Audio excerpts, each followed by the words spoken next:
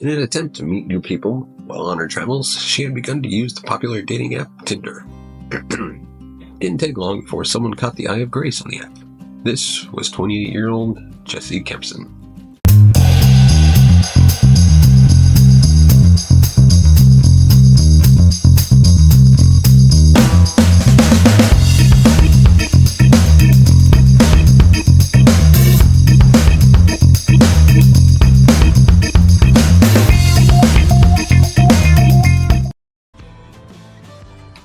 Grace Emmy Rose Millane was born on December 2nd, 1996, in Wickford, Essex. Parents Jillian and David. She also had two brothers. Grace's family described her as a lovely, outgoing, fun-loving, family-oriented daughter, and being that family were so close, Grace kept in daily contact with her siblings and parents, even while away at the University of Lincoln. It was 2018, and 21-year-old Grace Millane had finally graduated with a bachelor's degree in advertising and marketing. Like most young people around this age, Grace decided that she would celebrate the end of her university education with a gap year. Before she settled down into a steady career, she wanted to take a year out to travel South America before heading to New Zealand to tour there. She set out for a 10-month solo adventure in October 2018. She spent 6 weeks traveling South America, and on November 20th, 2018, she now arrived in New Zealand and ready for a 2-week stay, traveling around the Upper North Island. She had arrived at the base backpackers hostel in Auckland on November 30th, just in time for the weekend. As mentioned, Grace was solo backpacking, so she must have gotten lonely during her trip. In an attempt to meet new people while on her travels, she had begun to use the popular dating app Tinder. Didn't take long before someone caught the eye of Grace on the app. This was 28-year-old Jesse Kempson. Kempson was born on December 28, 1991, in Lower Hutt, New Zealand, but grew up in Wellington. His parents split up when he was young, and for a time he was brought up by his grandparents. He moved to Australia with his mother as a teenager, but by 2016 he was back in New Zealand and living at a boarding house in Wellington. Little did Grace know that Kempson had a more sinister side to him. He could be very charming, and he used this to his advantage to manipulate people. A former landlord of his, who was owed months and months of rent money by Kemper, spoke out about how he had claimed to be a professional softball player freshly signed by New Zealand's national softball team, the Black Sox. After about 8 weeks of excuses, the landlord said he got in touch with Black Sox management, who he said had never heard of this guy. Kempson did a runner shortly after, leaving the landlord more than $700 out of pocket. He was a very convincing liar. At times, he had also claimed to have a bachelor's degree in international law. Said he came from a family of millionaires who were looking to buy a top Auckland restaurant, had contacts within Immigration New Zealand, and a slew of other lies told to people. In reality, Jesse Kemper was nothing more than a fantasist who could only impress people with wild lies. He lived in a boarding house in Green Lane, a suburb in Auckland, New Zealand, with roommates who also spoke of his disturbing, untrustworthy behavior before he eventually moved into city life apartments. He failed to change his ways, and trouble followed him. One woman he lived with claims he stole money from her home, while his city life landlord was also left thousands of dollars down. After Jesse told him that he got paid monthly, he had failed to make any payment at all. The landlord said Kempson came across as plausible and clean when they met in 2018, remarking, quote, "Generally, he was an extremely tidy, well-dressed person. He didn't look suspicious on the surface." Kempson was an enigma to many, lying his way through life, and it seemed to work. He also seemed to get away with it time and time again. Over in the hostel where Grace was staying, she was happily conversing with Jesse. The unsuspecting 21-year-old was obviously charmed by Jesse, even sending a text to her close friend back home telling her, "I click with him so well."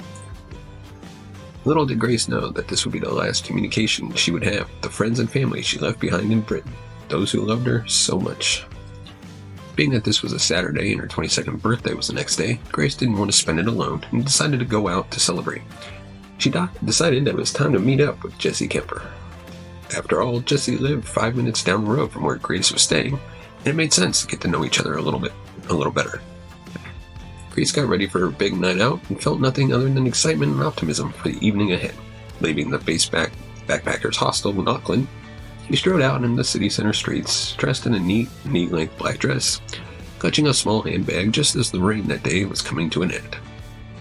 As Grace's final evening was portrayed on CCTV, She had no idea that she was about to be in the presence of a monster. Jesse Kempson was heavily built and had a history of engaging in violent sex. In fact, just 8 months before, Kempson had brutally raped another British tourist. Also, unbeknownst to Grace, Jesse Kemper had a busy few months on Tinder. He had shared a number of conversations with women on the app, in which he told one he liked, quote, feet, dominating, and strangulation. He boasted to another Tinder date he was the cousin of an all-black star, before they engaged in a sex act during which she had to fight for her life. Then, days before he met Grace, he hooked up with a waitress, which led to a night of what she described as rough sex, during which he put his hand around her throat.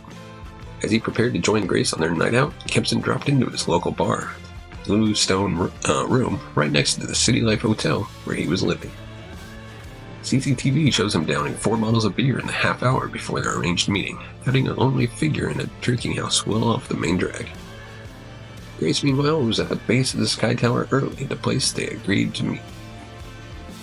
This shows her anticipation to hopefully begin a holiday romance.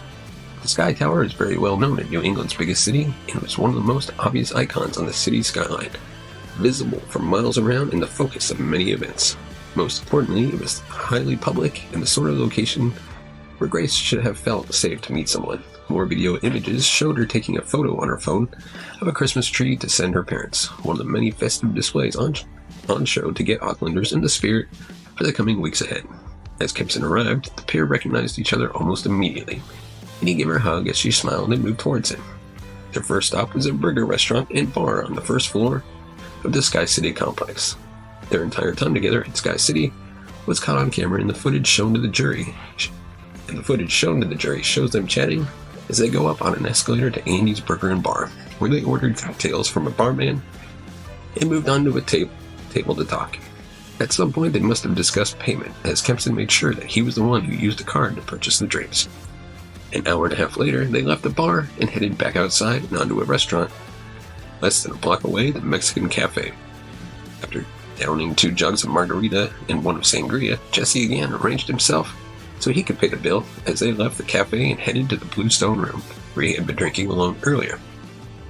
Kempson appeared completely relaxed. It is obvious he felt comfortable as he placed his arm around the man who went to serve drinks.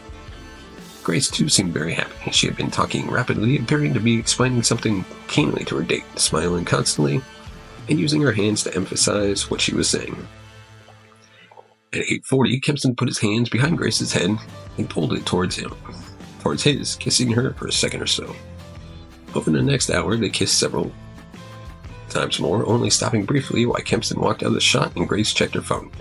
As it turned out, sending her final message to her friend. Then Grace also walked out of shot as he checked his phone. In fact, it was this one act that led police right to him. He had gone onto his phone to post a message on her Facebook profile picture saying, "She was beautiful, very radiant." Soon after 9:30 p.m., the footage showed them leaving, heading to the lobby of the City Life Hotel. Where they entered the elevator, Jesse fumbled for his keycard as they headed towards room 308. Exactly what happened in the room after the couple arrived isn't known, apart from the fact that Kempson murdered Grace. However, by 1:30 a.m., Grace lay dead inside the room. What is known is that Jesse did not call emergency services, nor ask for help when she died. After Grace's death, Kempson carried out a number of internet searches, which indicated not just how unconcerned he was about her death, but how he was actively plotting to conceal it. Using his mobile phone, he looked up hottest fire in Waitakere Ranges, the location where he would later try to bury Grace in a shallow grave. Then the killer trawled a porn website called Pornhub for videos to watch. He also took 7 intimate photographs of Grace's dead body, including close-ups, manipulating her body to get the shots he wanted. The following morning, with Grace still lying dead in room 308, he texted another woman he had met on Tinder, trying to arrange a date for later that day. Shortly after, he was again caught on CCTV buying a suitcase. Footage showed him going from his room to a leisure store to buy the suitcase, then to a supermarket to buy some cleaning products, and then to a car hire for a picture shown in the trial was his room carpet stained by luminol, a chemical used by police to reveal bloodstains which have previously been cleaned up. He rented a red Toyota car, and as Grace lay dead in his hotel room, headed out in the afternoon to meet up with the woman he had been texting earlier in the day at a bar. in a trendy Auckland suburb. The woman, a former journalist who can't be named, but who, like the killer, was 27, found her date very intense, quite calm now. Soon after meeting her in a bar called Revelry, he told her that all his friends were police officers, and his closest friend was coming to New Zealand to be a crown prosecutor. As they discussed a murder trial she had once attended, he told her, "It's crazy how guys can make one wrong move and go to jail for the rest of their life." He then went on to say that he had heard about a guy who asked his girlfriend to have rough sex but had gone wrong and she had died in the process. The prosecution in his trial said that they believed he was testing out the story he planned to peddle on her to see how it played out. She said, quote, "I think he was in his own world telling the story. I think I just felt a bit uncomfortable. I changed the topic to traveling into South Island." He continued to tell a number of lies in the course of their conversation as he became increasingly uneasy. When she left the bar, she said she avoided walking directly back to her car. Despite her anxiety, he later texted her asking for another date, which she turned down. After he got back to his room at about 5:45 p.m. on December 2nd, he hired a machine called a rug doctor with the aim of cleaning the carpet thoroughly, telling the shop he got it from it was to remove a red wine stain. Then he parked his rental car outside the hotel, picked up a trolley from the reception, went upstairs, returned with the trolley, which was now carrying 2 large suitcases, one of which was the same as the one he bought earlier. Loaded the cases into the car and moved it into a nearby car park.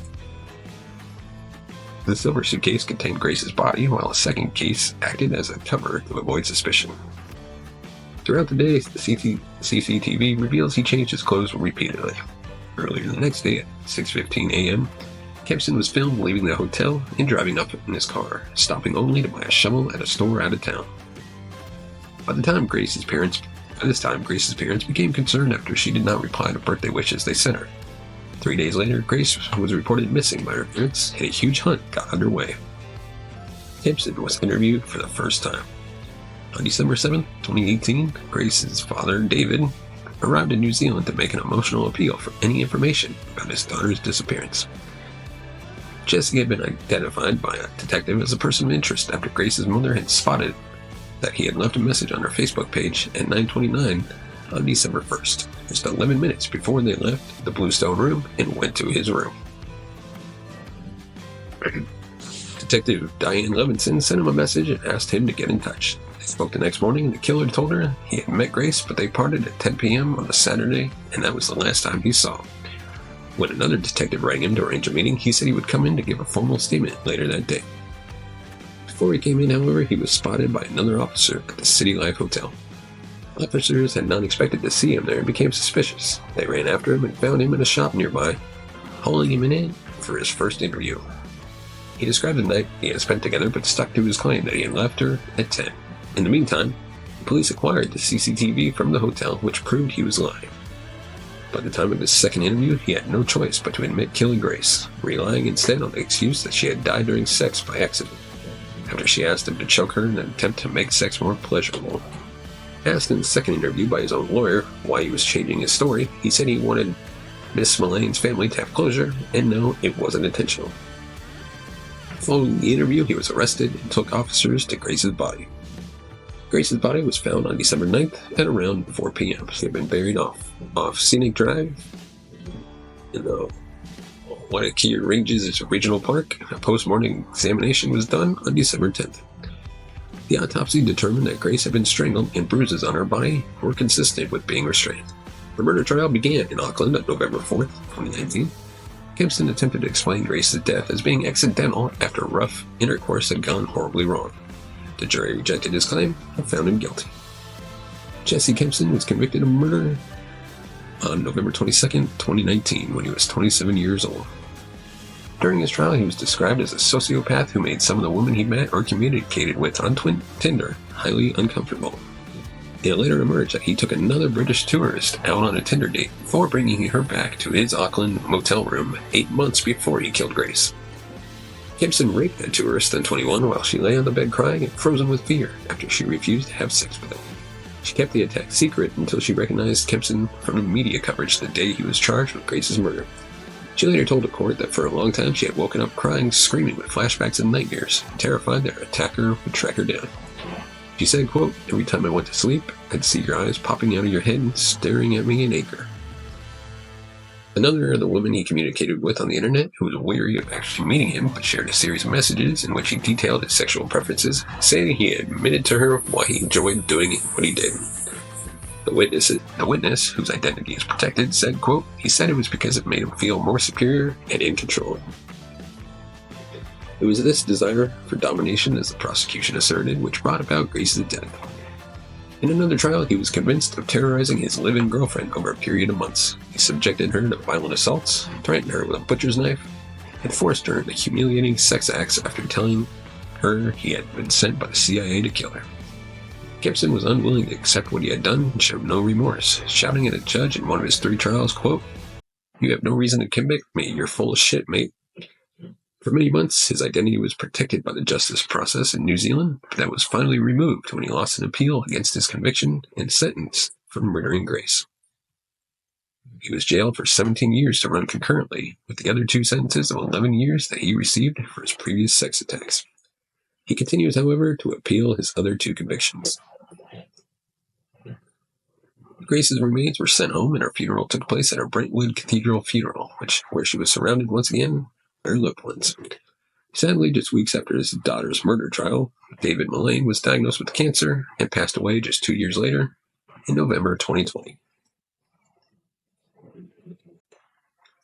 And before we go, we'd like to remind you of our sponsor, ExpressVPN. In today's digital age, your online privacy and security are more important than ever. Whether you're working from home, streaming your favorite shows, exploring the vast corners of the internet, you need a VPN that's fast, reliable, and most importantly, secure.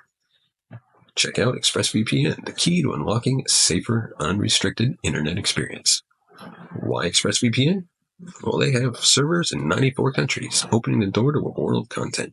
Say goodbye to geo restrictions and hello to your favorite websites and streaming services, no matter where you are. Enjoy blazing fast speeds with unlimited bandwidth, without lag. They have the best-in-class encryption. Your data is protected with 256-bit AES encryption. And there's a no-logging policy. Your privacy is their priority. They do not and will never log traffic data, DNS queries, or anything that can be used to identify you. Surf with peace of mind knowing your information is safe. With just a few clicks, you can connect to ExpressVPN on any device. Their user-friendly apps are available for Windows, Mac, iOS, Android, and more, making it easy to secure your digital life. And best of all, they offer 24/7 customer support. Join today, and you can take advantage of their 30-day money-back guarantee. Experience the internet with no boundaries, no restrictions, and utmost security. ExpressVPN is your trusted partner in online privacy and freedom. And before we go, don't forget to hit that subscribe button, give us a thumbs up if you like our video, leave a comment in the comment section below. Of course, if you want to support the channel, buy us a coffee at buymeacoffee.com/TCNS. As always, thank you so much for watching and listening. We'll see you next time.